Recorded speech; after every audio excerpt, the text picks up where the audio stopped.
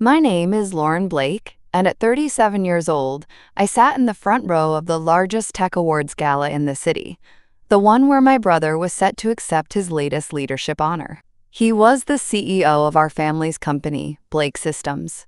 He'd inherited it like a watch, like a given. He didn't see me when he walked on stage, but he saw the screen behind him, seconds after the host introduced the most talked about acquisition of the year.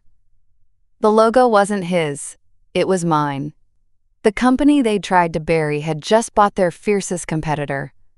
And for the first time, his voice cracked into silence. I didn't stand. I didn't wave. I just took another sip of wine. Before I tell you what happened next, let me know where you're watching from and hit that subscribe button if you've ever had to succeed quietly. He was the firstborn. That alone seemed to be enough. From the time we were kids, he was the one they dressed up for guests, the one they handed the phone to when business partners called the house, the one who got a seat at the table while I was still learning how to pass dishes without spilling. No one said it out loud, but everyone acted like it was already written. He would lead, I would support, he would inherit, I would adapt. Our father never told me I couldn't do it. He just never said I could. At school, I outperformed him. Higher grades, sharper essays, more scholarship offers. At home, it didn't matter. I'd hand over my awards and they'd say, "He helped you study, didn't he?" He hadn't. He rarely noticed I was in the same room. But somehow, my efforts were always seen as extensions of his promise.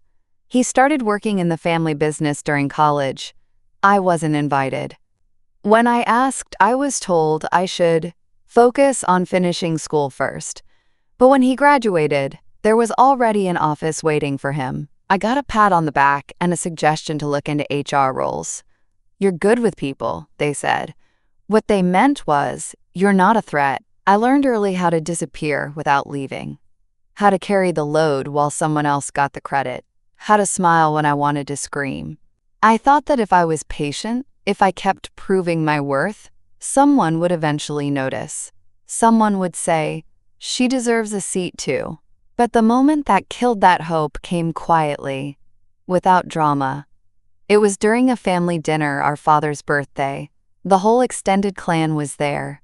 My brother had just closed a modest contract and was retelling the story like he'd saved the company. My aunts clapped, my cousins nodded. My father raised his glass and said, "To the future of the company, to Michael." I couldn't be prouder. He looked straight at me as he said it, not with cruelty, just certainty. Like I wasn't even in the equation.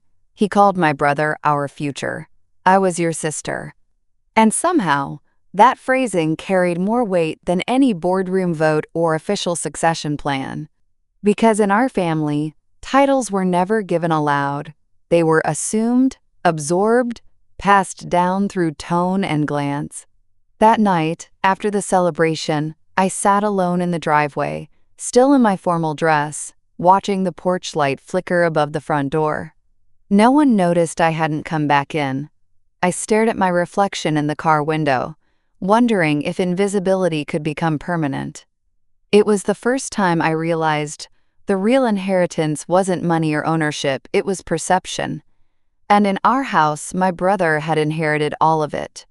From that point on, I stopped trying to impress my father. I started planning how I'd eventually leave him behind. The boardroom had 12 chairs, but never one for me. I'd walk in with neatly organized reports, printouts prepared the night before, suggestions backed with data, only to be asked to hand them off and wait outside. I wasn't fired. I wasn't demoted. I was simply treated as decoration.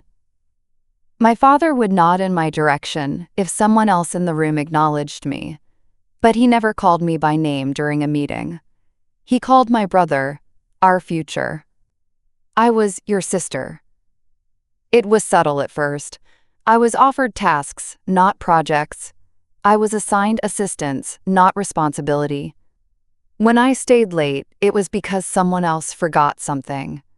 When I fixed something, it was because no one else wanted to. And still, I tried. I told myself that being useful mattered more than being noticed. That one day, someone would look back and realize how much I'd carried. That competence would be enough. But the day I truly understood my place in that world was the day the partnership deal went through. The one I'd orchestrated from the ground up, from cold outreach to signed contract. We gathered for a celebratory meeting. The CEO from the other firm shook my father's hand, then my brother's. And when I extended mine, he paused, confused. He didn't know who I was. No one had told him. My brother just said, "She helps out with operations." I didn't correct him. I just smiled and stepped aside. Because that's what I'd been trained to do. Later that day, I stood outside the boardroom again. Through the glass, I saw them laughing. My seat still empty. They had brought in someone else from legal to sit in for notes. I hadn't been told. And that was when it stopped hurting. It didn't feel personal anymore. It just felt predictable. And I was done with predictable. For years, I had tried to wedge myself into a space that was never built for me. I thought if I followed the rules long enough, I'd earn a key. But that's the thing about family legacies. They're less about merit and more about performance. I didn't want to perform anymore. So I stopped waiting to be invited in. I stopped asking where my seat was. I started drawing blueprints for a table that would never forget me. It wasn't revenge. Not yet. It was realization. I cleared my desk that night. Not because I was quitting, no. Not yet, but because I needed space. Not just on a desk, but in my mind. Space to think. To rebuild. To imagine a world where someone like me didn't have to ask for a chair. They didn't notice I had taken all my notes. They didn't notice the extra copies of contracts I emailed to my personal archive. They didn't even notice that I had stopped contributing in meetings altogether. My silence didn't bother them. They were too busy building an empire on tradition. I had finally accepted that I was never going to be part of it. And that was the beginning. Not of a plan, not yet. Just of truth. I wasn't going to win a seat. I was going to build the floor. There was no farewell speech. No dramatic resignation letter printed on heavy cardstock and dropped onto the conference table. No late-night confrontation or final confrontation with my brother. There was just me, alone at my desk on a Thursday night, finishing the last client report I would ever write for Blake Systems. My name wasn't on the letterhead, but my fingerprints were all over the margins. Every pitch, every performance review, every initiative that had actually worked, I'd had a hand in all of it. But none of that mattered. I wasn't family in the way they counted. I shut my laptop with a soft click, not a slam. That detail matters to me now. I wasn't angry. I was clear. I knew I didn't want to fight for something that had never once tried to hold space for me. I walked past the glass offices, where lights still glowed and papers were still shuffled. I passed my brother's door, half open as usual, with voices inside, probably another meeting I hadn't been invited to. I didn't pause. There was nothing in that room I needed anymore. I had packed slowly over the last few weeks. Not out of indecision, but out of care. Every notebook I'd filled, every flash drive I'd copied, every folder I'd scanned, each one had been a step toward the version of myself I'd spent too long burying under loyalty. The exit didn't come all at once. It unfolded like a quiet exhale, the kind you only notice when the noise finally stops. I didn't tell my father. He wouldn't have asked why anyway. My mother might have noticed eventually, but she would have just said she hoped I'd find something gentle. That word always stung more than I admitted. It was how they'd all described me: gentle, quiet, steady, the reliable one. I wondered, as I took the elevator down to the street, whether they realized what a privilege it was to be seen as dynamic, as someone with a future. That night, I didn't go home right away. I sat in a cafe across the street and watched the lights in our building flicker one by one. My brother was still in his office. He always stayed late when something went wrong. I hoped, in a small way, that the silence I left behind would echo, not enough to hurt, just enough to make him wonder.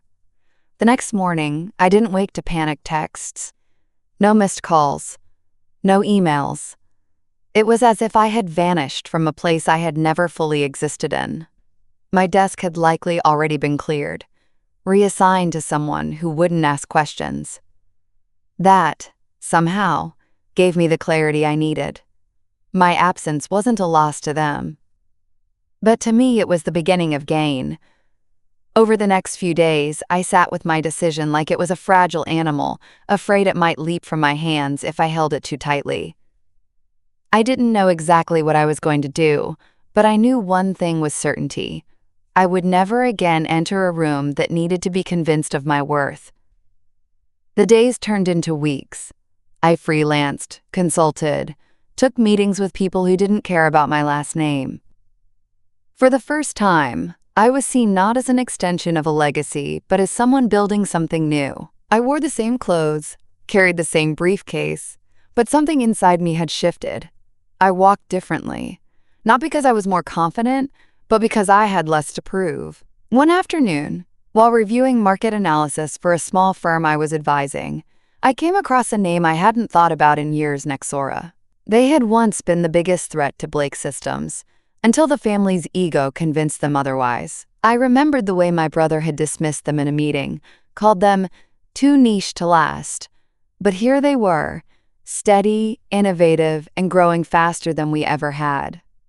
Something clicked. I closed the report and stared out the window. There was no spark, no fireworks, no sudden sense of destiny, just a quiet thought that refused to leave. What if I bet on someone who'd been overlooked too? That's where it began.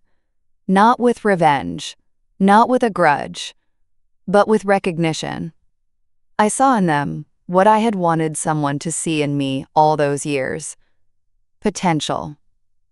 Hunger. Something worth building. And this time, I wouldn't ask for permission. There was no roadmap for what I was doing, only the unspoken knowledge that I could never return to where I came from. Leaving Blake Systems wasn't just a career move, it was an emotional severing, a break from the narrative that had defined me since I was old enough to carry coffee to board meetings. My family never outright said I was lesser, but the silence between their praise for my brother spoke volumes. I had learned to read approval in the space between glances, and I'd learned to survive without it. Now I was alone. Not in a tragic, abandoned kind of way, just logistically, structurally alone. There was no one to vouch for me in meetings, no legacy name to drop that wouldn't come with baggage. Every room I walked into, I started from zero. Some days, I felt invisible again. Other days, it felt like freedom.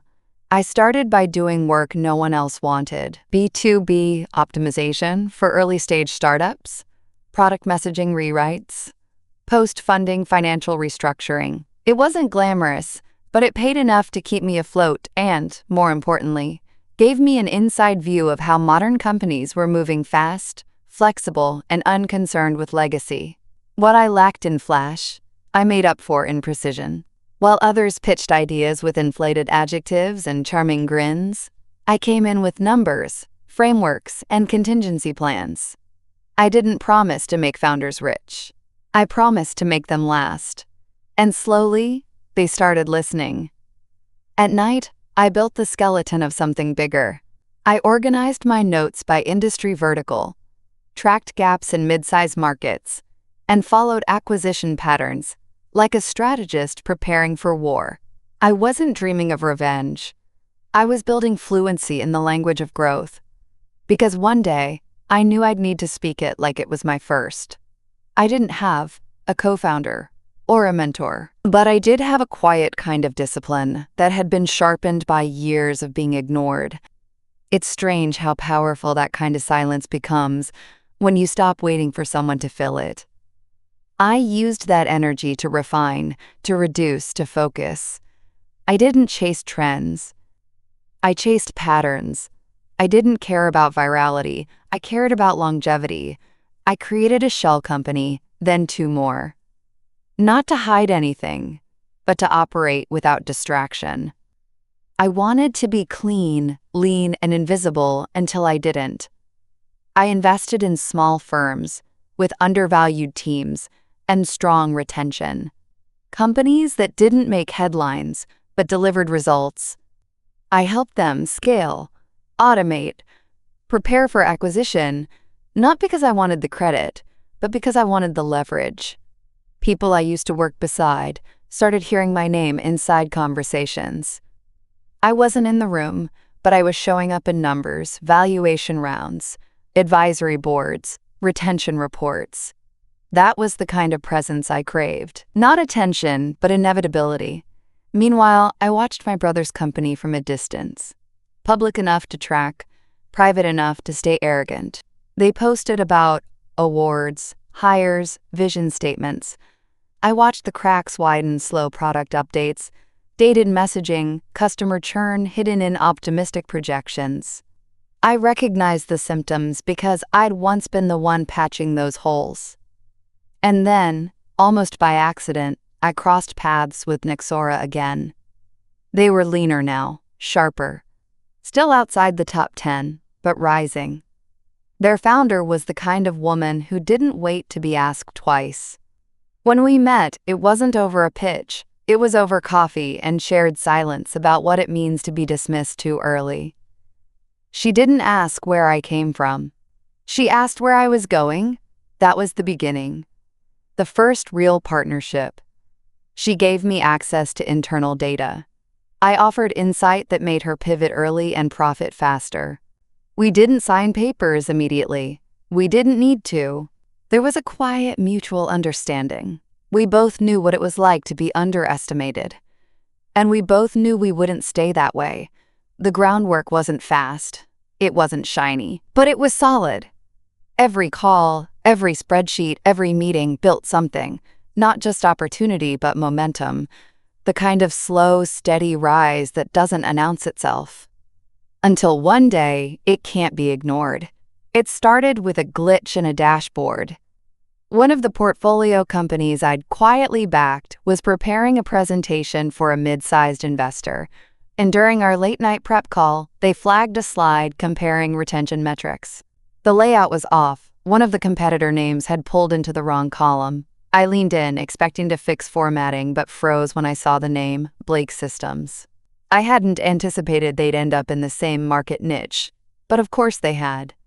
My brother had always been reactive rather than strategic, borrowing from trends he didn't understand and dressing them up in jargon that sounded visionary. Seeing them listed there, shoulder to shoulder with the very companies I was helping lift, was like spotting an old portrait in a stranger's house, familiar, but entirely out of place. I didn't say anything that night. I helped clean up the deck, fix the charts, and logged off like it was just another project. But I didn't sleep. I lay in the dark, thinking not about revenge, not even about irony, but about leverage. For years, I had operated with a kind of careful distance. I knew I didn't want to return to Blake Systems, not as a partner, not as a competitor, not as anything at all. But something had shifted. They were no longer a ghost of my past. They were now an obstacle in my present. And I had always been good at navigating around obstacles. Quietly, strategically, thoroughly. The next day, I started pulling numbers. Not from public-facing data, they were too careful for that, but from vendors, clients, and former employees I'd worked with over the years. The picture they painted wasn't surprising. Inflated success metrics, stalled innovation, a slow exodus of real talent. My brother had kept the company alive through legacy contracts and sheer name recognition, but the foundation was eroding. I began watching Nexora through a new lens. I'd already been impressed by their clarity and discipline, but now I saw something more potent. They weren't just a solid company, they were a threat.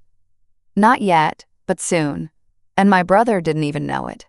That, to me, was the greatest opportunity of all. A silent storm forming just outside his radar. So I leaned in. I increased my advisory hours with Nexora.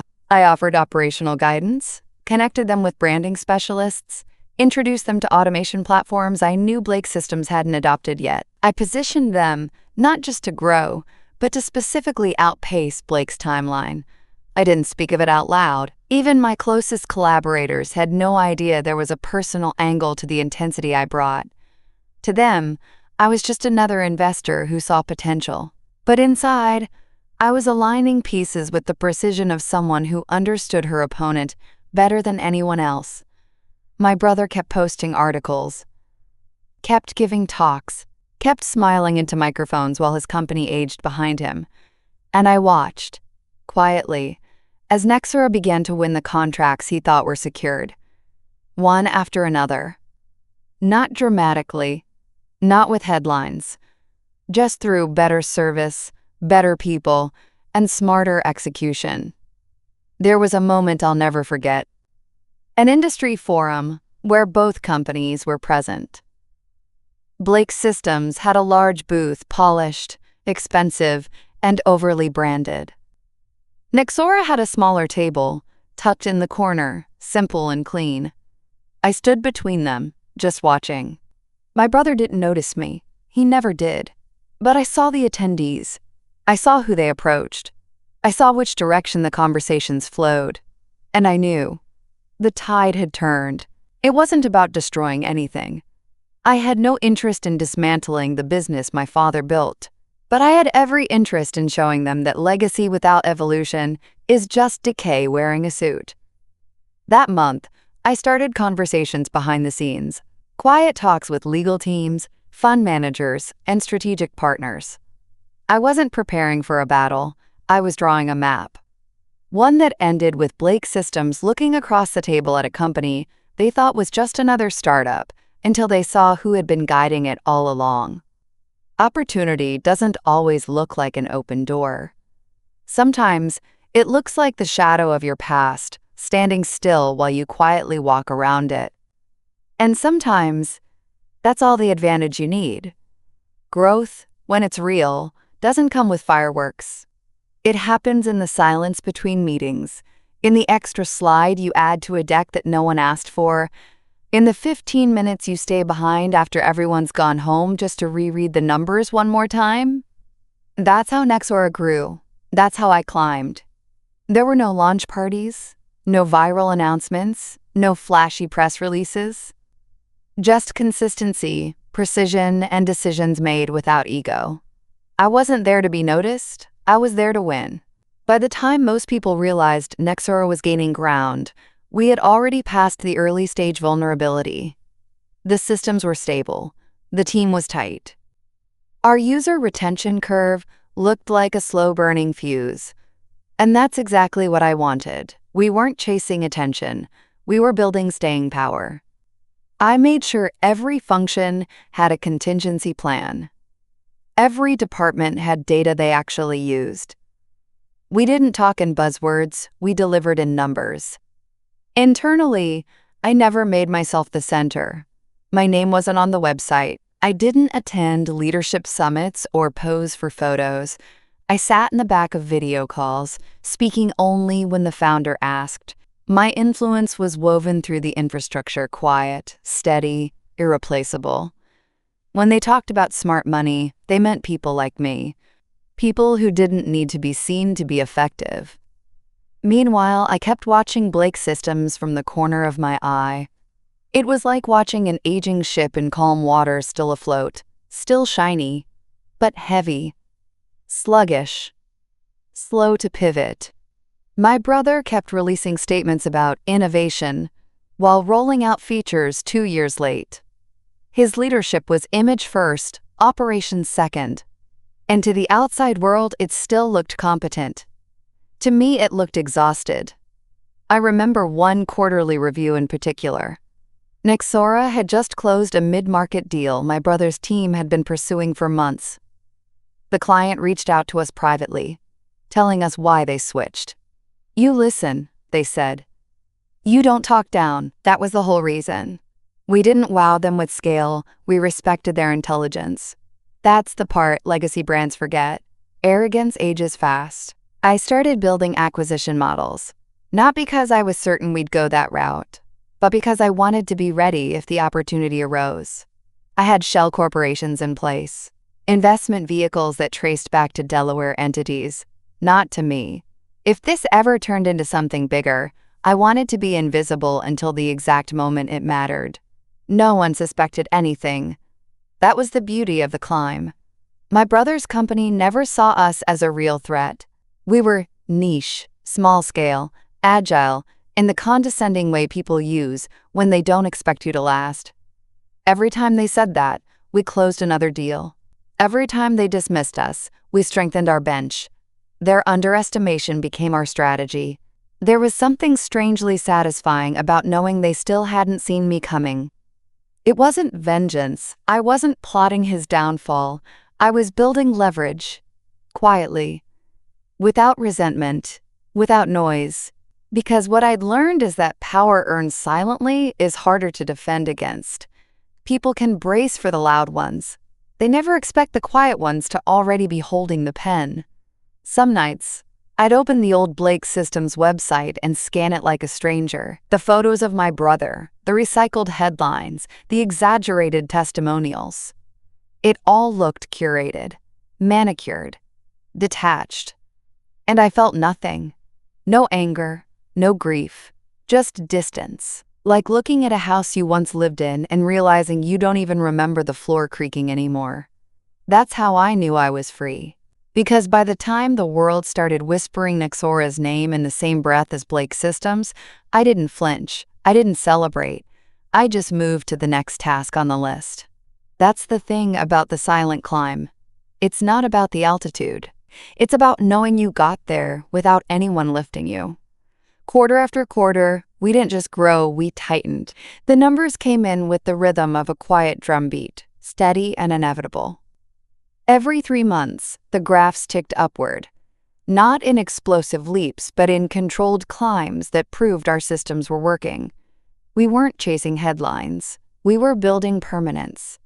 And the more stable we became, the more cracks I began to notice on the other side. Blake Systems had always relied on momentum and legacy. They had relationships, history, and a name that carried weight. But weight slows you down. Their numbers began to flatten, first in client retention, then in recurring revenue, then in productivity metrics that only people like me noticed. The press didn't catch it. Industry analysts barely whispered about it. But I saw it all. Because I knew how that house was built. And I knew exactly which beams were rotting. Every quarter, I reviewed their hires. They were bringing in expensive consultants, placing new VPs in panic mode departments, rebranding product lines that hadn't been touched in years. It looked like growth. It was actually scrambling. I'd seen this before during the downturn after my father left. But this time, they didn't have someone like me behind the curtain, fixing the machine. They just had my brother. And performance reviews don't care about charisma. Meanwhile, Nexora was becoming the name whispered in calls with procurement officers. We weren't flashy. We were reliable. And in B2B tech, reliability beats legacy when the budget tightens. I'd made sure of that. I handpicked every partner we aligned with. I personally vetted our rollout strategy. I turned down aggressive growth capital in favor of sustainable scale. We built slowly, intentionally, quarter after quarter. The shift was subtle. At first, it was just one contract where the client didn't renew with Blake Systems. Then a referral that came to us instead. Then a pitch we never sent, but still won. Each one felt like a quiet door closing somewhere in their building, and a new one opening in ours. I tracked the chatter online too. Posts from mid-level employees frustrated with bureaucracy. Reviews from clients saying they felt ignored or unheard. None of it was explosive. None of it went viral. But I saved screenshots, archived PDFs, clipped mentions. I was building a case not for the world, but for myself. Proof that what I saw was real, that my instincts hadn't lied. Internally, we began positioning Nexora for something bigger. I never used the word acquisition out loud. I didn't need to. I started allocating budget toward expansion into their key verticals. We poached one of their client success managers. Quietly, respectfully, She told me in our first one-on-one that she'd felt invisible for years at Blake Systems. I didn't respond. I just made sure her ideas got implemented in the next roadmap review. Recognition shouldn't feel like a gift. It should feel like breathing. By the end of the third quarter that year, I had full control of the investment group that held Nexora's majority voting rights. My name still didn't appear anywhere public. But legally, structurally, strategically, I was the center of the map. My brother still had no idea. He gave interviews about legacy resilience and timeless leadership. He talked about his, quote, vision for the next decade. But you could hear it if you listened closely. The repetition, the rehearsed phrasing, the tightening jaw when someone asked about market disruption. He was talking like someone trying to convince himself the house wasn't on fire. I didn't feel joy watching it happen. I didn't feel pain either. Just a cool, resolute, kind of calm.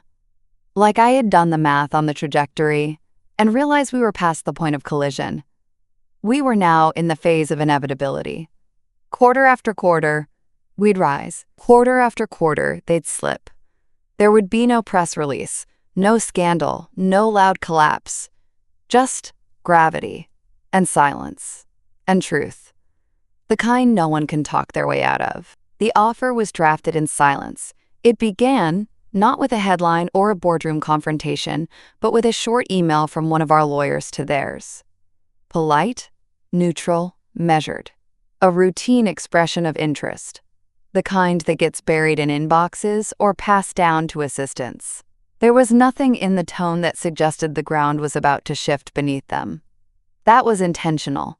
We weren't looking for drama, we were looking for acquisition. Quiet, clean, complete. Blake Systems hadn't even listed itself as open to sale, but I knew from the numbers that they would listen. Their burn rate was creeping higher. Their leadership team was fragmented, turnover increasing, vendor satisfaction slipping just below acceptable. None of it catastrophic, just enough to create doubt, enough to make them wonder if partnering, merging, or folding into a younger, more agile company might save face before anyone outside the walls caught on. We presented Nexora, not as a threat, but as a partner with strategic overlap. That was the language we used. Strategic overlap. They didn't know who controlled Nexora, of course. To them, it was an up-and-coming firm, with strong metrics and a low profile, a chance to modernize through collaboration, as our cover letter put it. I reviewed every sentence of that letter personally. I cut out anything that hinted at power. I wanted them calm, complacent, curious. It worked. Within days, Blake's legal counsel responded with interest. Not commitment, just willingness to explore. That was all I needed. The door was open. I stepped through it. I remember sitting in the video call when the preliminary terms were discussed. I kept my camera off, my mic muted.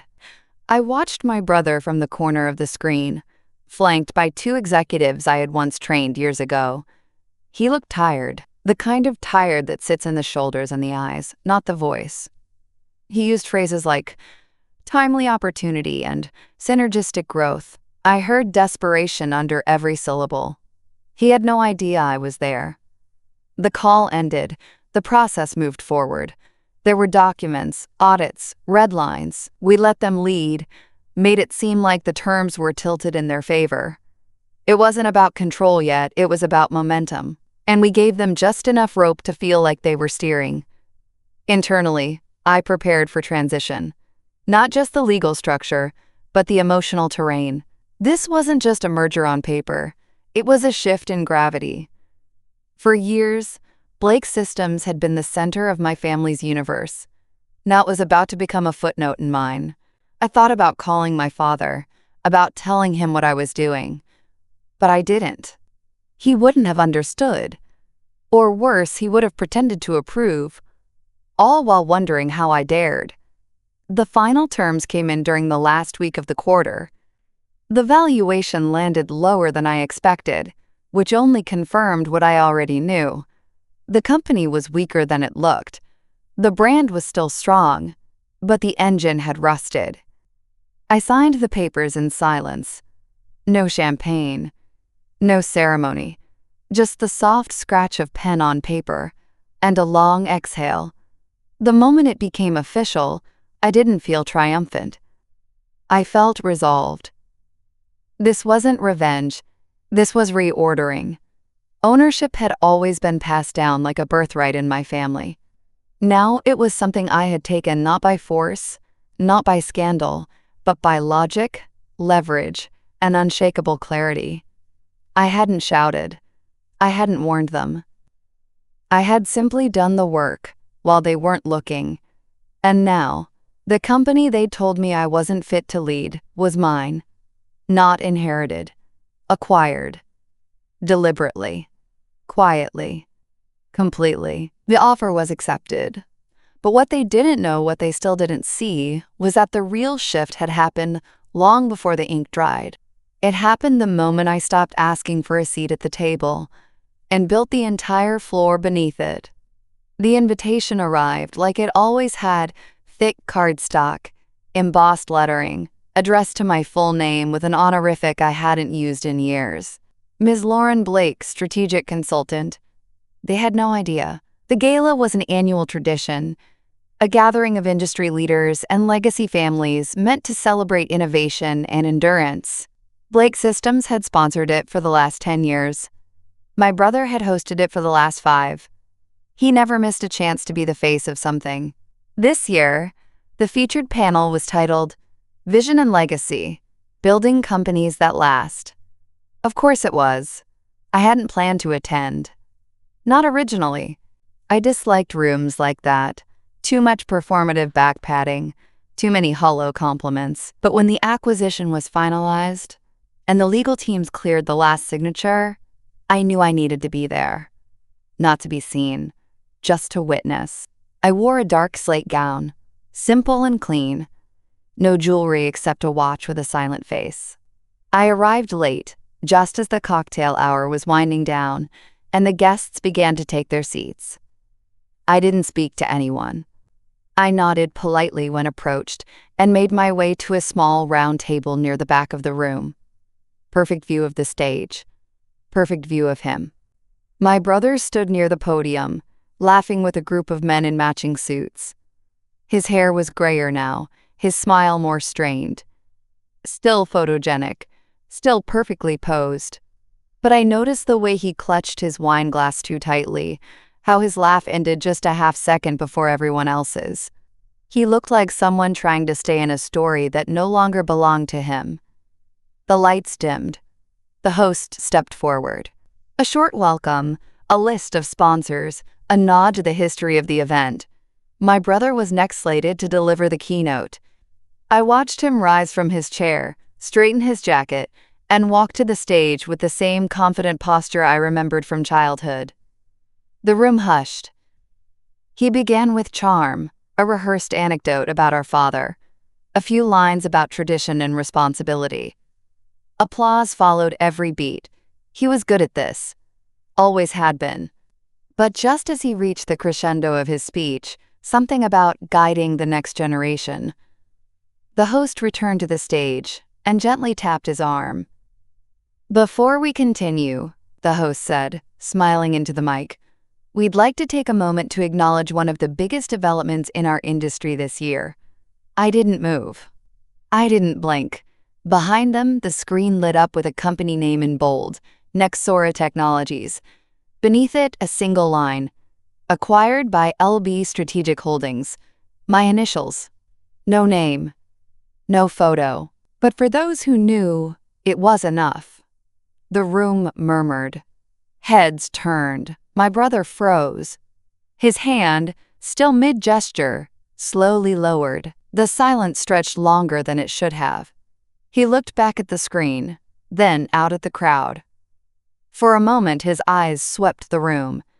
And then, briefly, they landed on me. I didn't smile. I didn't nod. I didn't move. I just sat there, calm and composed, the way I had learned to be in every meeting where my voice had once been absent. He finished his speech. I don't remember what he said.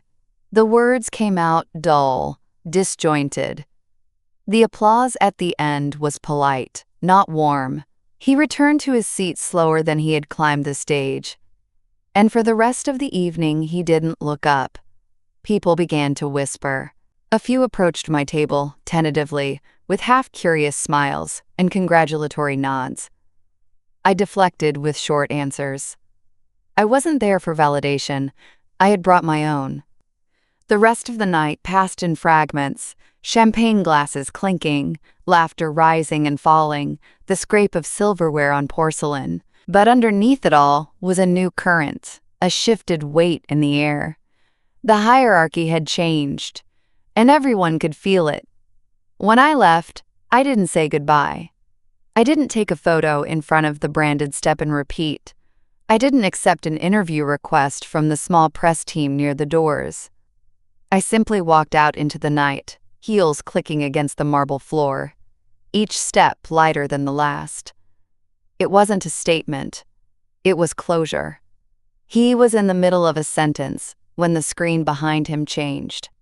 I remember because he had just raised his right hand to emphasize a word. I think it was heritage, and then paused. Not dramatically, not for effect, just for a moment. A fraction too long. His eyes flicked to the side, toward the large digital display at the back of the stage. The room followed his gaze. At first, there was only the logo. Nexora Technologies. Clean, sharp lettering, white against midnight blue. It was elegant, modern, completely distinct from the traditional, serif-heavy branding of Blake Systems. For those who followed the industry, the name alone was enough to warrant a pause, but the real weight landed with the next line, which faded in just below the logo like a signature on a contract. Acquired by LB Strategic Holdings. That was it. No fanfare. No trumpet of explanation. Just 7 words, backlit in silence. His hand dropped slowly. I watched him blink once, then again. The muscles around his mouth tensed. He looked back at the audience, searching for a way to continue. But the spell of his speech had broken. Whatever rhythm he had found in the first half of his keynote was gone. And no one was listening anymore. They were reading, rereading, whispering, processing. I didn't move. I didn't breathe, not at first. I just sat there, my face calm, my hands resting on my lap. To most people in the room, LB meant nothing. Just another faceless holding company in a sea of private equity players. But for a small handful, it meant everything. My initials.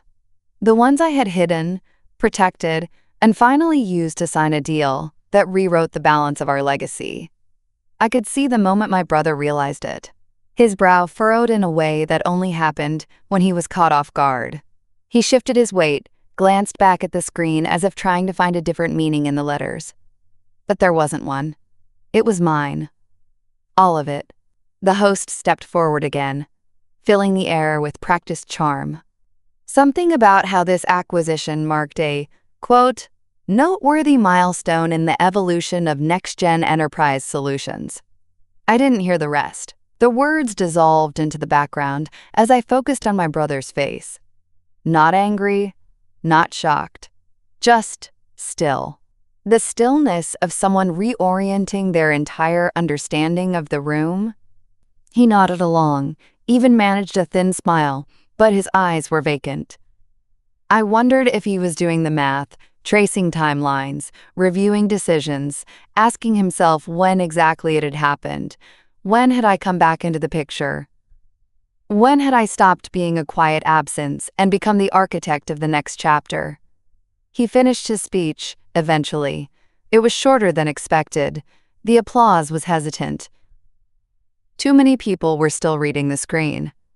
Afterward, as the crowd dispersed into cocktail hour, I felt a shift in how people looked at me. It wasn't overt. Just a soft recalibration in their posture. Their greetings were warmer, more curious. One executive nodded at me with the kind of recognition that doesn't require introduction. I didn't smile. I simply acknowledged it. That was enough. He didn't approach me. Not that night. I imagine he didn't know what to say. Or maybe he knew that anything he said would only confirm what I already understood, that everything he had assumed was permanent had just become conditional, that the story he'd been telling about himself didn't end with a ribbon cut or a statue unveiled. It ended with a logo on a screen and a sister in the audience, quietly rewriting the final chapter. That screen stayed up for the rest of the night. Every time a new speaker took the stage, they stood in front of it. It was subtle, but unmistakable. A silent backdrop of power redefined. And my brother, for all his speeches about legacy, had no idea how to stand in front of something he didn't control. After the announcement, after the screen glowed blue and white with those 7 quiet words, the room fell into a kind of strange, curated silence. There was movement. Sure, waiters collecting glasses, people shifting in their chairs, programs being folded and unfolded in laps, but no one said what everyone was thinking. The kind of silence that comes not from confusion, but from calculation. Everyone was adjusting their internal maps. The coordinates had changed. And I had drawn the new lines. I remained seated through the break, not out of strategy, but because I needed to feel the weight of it all settle. This was the moment I had built, for not a headline, not applause, but acknowledgement that didn't have to be spoken. That was the real win, not the acquisition, not the numbers, just the stillness in the room, where once there would have been noise, questions, comments, analysis. But now, no one quite knew what to say. My brother disappeared from view. He didn't come back to his seat. A few people whispered about a phone call, a sudden meeting, but no one followed him. They weren't concerned. They were curious. What would he say? Would he claim this was a partnership, a merger, a strategic consolidation? Or would he ignore it, pretend it didn't matter, pretend he hadn't just been outmaneuvered in a room full of people who once only saw him? I didn't need to hear his version. The silence said everything. At my table, a man I'd met once in passing years ago, at another industry event where I'd been introduced as Michael's sister, lifted his glass in my direction. No words, just a nod. I returned it. I didn't know his name. But it didn't matter. The gesture wasn't personal. It was professional. Recognition without conversation. That's the language of power in rooms like these. Throughout the evening, people began to shift their alliances with subtle precision. Conversations that had started at my brother's table drifted elsewhere. Investors who had once followed his every word now hovered near the Nexora delegation. Some pretended not to notice the change, clinging to their scripts. Others adapted quickly, rewriting their internal narratives as they mingled. But the most telling sign came from those who said nothing at all. The ones who had always aligned themselves with Blake's systems, who had spoken with pride about legacy leadership and traditional values, now offered only polite nods and stiff smiles. Their silence was louder than any applause. No one dared to ask me for comment. Not yet. No one wanted to be the first to say something that might age poorly. The narrative was still settling, and in that fragile space between old order and new truth, the smartest people say nothing. They just watch and take notes. I wasn't angry. I didn't need vindication. What I felt was something more nuanced: satisfaction, yes, but also a kind of emotional neutrality I hadn't expected. I didn't need anyone to congratulate me. I didn't even need them to acknowledge me. I just needed them to stop pretending I wasn't in the room. And they had. Completely. That's the beauty of silence. When you've spent most of your life being spoken over or ignored, silence becomes a kind of victory. It means no one dares to speak first because they no longer hold the pen. And that pen, finally, was in my hand. At one point near the end of the night, I walked past a small group gathered near the bar. One of the men, a senior executive I remembered from my earliest days at Blake, started to say something as I passed, but the words caught in his throat. He smiled instead. Not out of kindness, but out of uncertainty. He didn't know how to address me anymore. Was I a peer? A superior? A reminder? I let him wonder. I kept walking. There were no toasts that night. No grand finale. Just a slow, careful unraveling of a room once arranged around my brother. And in its place, a quiet gravity that now followed me. No one spoke. And that was the loudest thing I'd ever heard. Ownership didn't feel the way I thought it would. It wasn't a rush of power or a flood of emotion. There was no sudden realization, no dramatic shift in identity. Instead, it settled over me slowly, like dusk creeping in through an open window, quiet, cool, steady. I woke up the morning after the gala, made my usual coffee, sat at my usual desk, and opened my laptop to a different reality. My calendar was full, my inbox was overflowing, and every one of those messages was addressed to me. Me. Not as someone's assistant, not as a liaison, not as Michael's sister. Just me, Lauren Blake, the owner. It wasn't about the paperwork that had been signed weeks earlier. It wasn't about the public unveiling, either, that had happened without my name. It was about the way people looked at me now. Or more precisely, the way they didn't look past me anymore. Every meeting began with eye contact.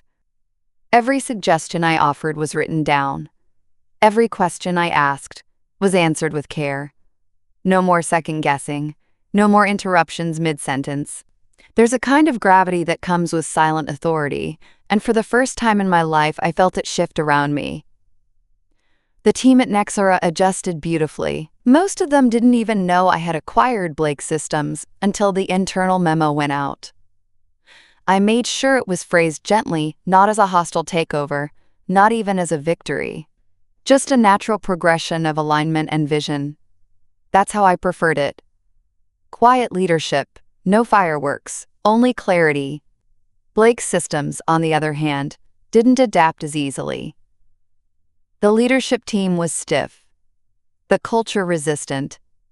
Some tried to flex legacy status. Others disappeared behind legal requests and transition meetings. My brother, predictably, avoided contact. We hadn't spoken since the gala. He didn't resign, but he didn't show up either. Just one final email from his assistant thanking us for the opportunity to collaborate. A line written in someone else's voice. I didn't respond. I didn't need to. Instead, I moved forward. I consolidated overlapping departments. I conducted quiet interviews with staff who had stayed too long in roles that no longer served them. I asked questions my brother never had, about fulfillment rates, about onboarding, about psychological safety. And I listened. Really listened. Because ownership isn't about control, it's about stewardship. And I was determined to do it right. There were moments that caught me off guard. Walking into the office that used to be my brother's and feeling nothing but resolve. Seeing my family name etched in bronze on a plaque in the lobby and not feeling shame or pressure, but intention. I had reclaimed something that had once made me small. Now, it belonged to me not because I inherited it, but because I earned it. And in quiet ways, people began to say so. A former executive pulled me aside and said he'd never seen the company so focused. A junior analyst wrote me an email about how she finally felt heard in team meetings. Even one of our legacy clients sent a handwritten note congratulating us on the fresh perspective. These weren't loud declarations, but they were honest. And that meant more than applause ever could. I never put my portrait on the wall. I never changed the name of the company. That's not what ownership meant to me. It wasn't about rewriting history. It was about owning the future on my terms. Sometimes late at night, I'd walk the halls of the building when it was empty. I liked it best then, when the hum of servers replaced the chatter of meetings. I'd pause outside the old boardroom, the the one where they never gave me a seat. I never stepped inside. I didn't need to. I'd built a bigger room now, one with more chairs, one that didn't ask people to prove they belonged. This was my legacy. Not inherited. Not granted. Built. Line by line. Deal by deal. Day by quiet day. And for the first time in my life, I didn't feel like I had to explain how I got here. I simply did.